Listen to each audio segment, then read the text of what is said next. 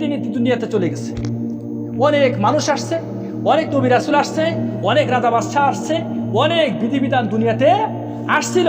আবার অনেক জাতি এসে অনেক জাতি চলে গেছে। ফাসিরু ফিল আরদ, সুতরাং জমিনেতে ভ্রমণ করো, জমিনে ভ্রমণ করো। ফাসিরু, সুতরাং জমিনে ফাসিরু ফিল আরদ, জমিনে ভ্রমণ করো। ফাংজুরু, দেখো। কাইফা কানা, কি অবস্থা হয়েছে। আকিবাতুল মুকাজ্জিবিন, যারা সত্যকে অস্বীকার করেছে।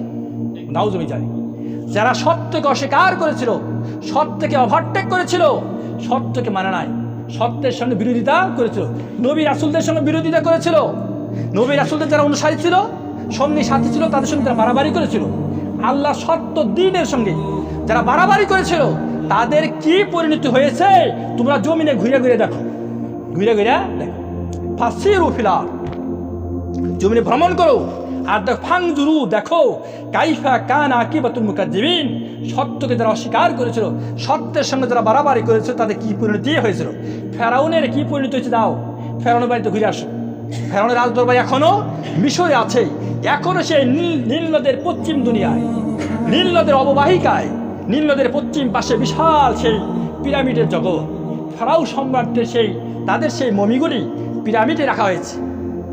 সে মরুভূমির মধ্যে সুউচ্চ মাথা উঁচু করে দাঁড়িয়ে আছে সেই সারি সারি পিরামিডগুলি।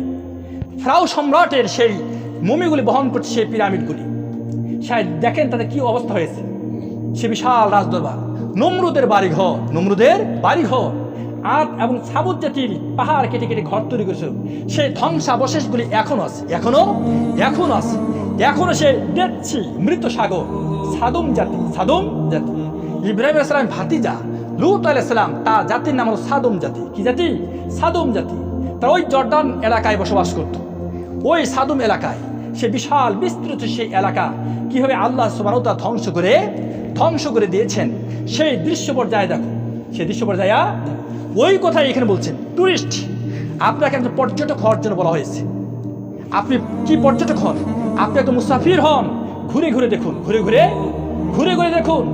আজকে যারা সত্যকে অস্বীকার করেছিল, সত্যের সঙ্গে বাড়াবাড়ি করেছিল, তাদের কি পরিণতি হয়েছে দেখুন। চলে যান সৌদি আরব, আবু জাহেল, আবু লাহাব, হ্যাঁ, তাদের বাড়িঘর আন্তর্জাতিক লেট্রিন।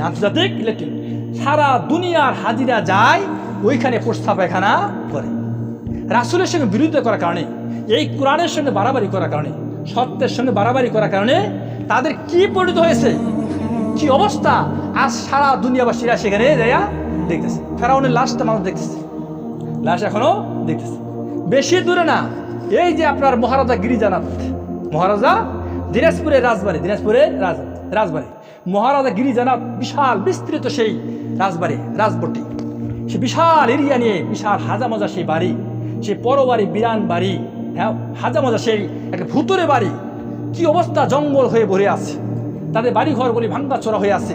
লোকদের পায়খানা করে প্রস্তাব পায়খানা সেই ভুতুরে বাড়ি, হ্যাঁ, ভূত পেতের আড্ডাখানা, তাদের সেখানে আড্ডাখানা খারাপ, সে ভাঙখোর গাঞ্জাখোর, সে কালো লোকদের কালো জগৎ, তাদের সেই আড্ডাখানা সেখানে, তাদের অভয়ারণ্য সেই ভুতুরে বাড়ি সেখানে রয়েছে। বন্ধুগণ, এই জায়গাগুলো দেখলেই বোঝা যায়, হায়রে একসময় এখানে মদ্যশালা, নৃত্যশালা, বাড়িগুলো লেখাই আছে এখানে মদ পান করা হতো, এই ঘরে এইখানে নৃত্য, সেখানে ড্যান্স দেওয়া হতো।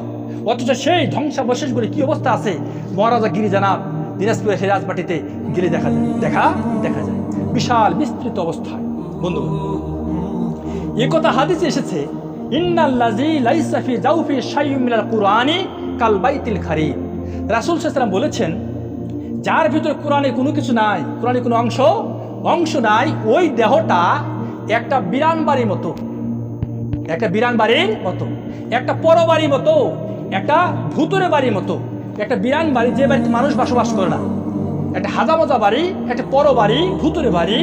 সেখানে থাকে ভূত পেতের আড্ডাখানা, তাদের আড্ডাখানা, অনেক সাপ পোকামাকড় সে বসবাস করে, এবং অনেক কালো লোকদের সেখানে আনাগোনা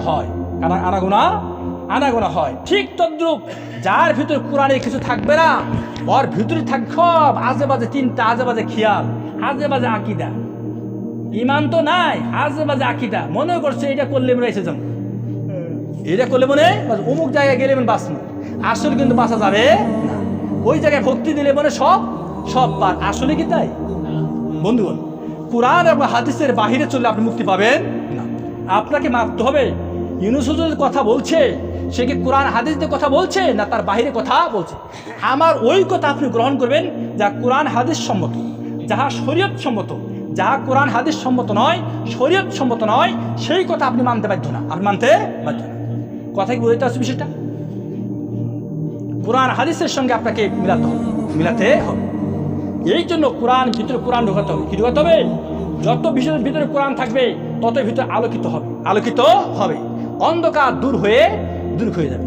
রাসূল সাল্লাল্লাহু আলাইহি ওয়াসাল্লাম বলতে খায়রুকুম মান তাআল্লামাল কুরআনা ওয়া আল্লামা, তোমাদের মধ্যে ওই ব্যক্তি উত্তম যে কোরআন শিখে অপরকে শিক্ষা দেয়। বলে সুবহানাল্লাহ। পৃথিবীর শ্রেষ্ঠ শিক্ষক যে কোরআন শিক্ষা দেয়, পৃথিবীর শ্রেষ্ঠ শিক্ষার্থী অর্থাৎ ছাত্র ছাত্রী তারাই যারা কোরআন শিক্ষা করবে। সুবহানাল্লাহ।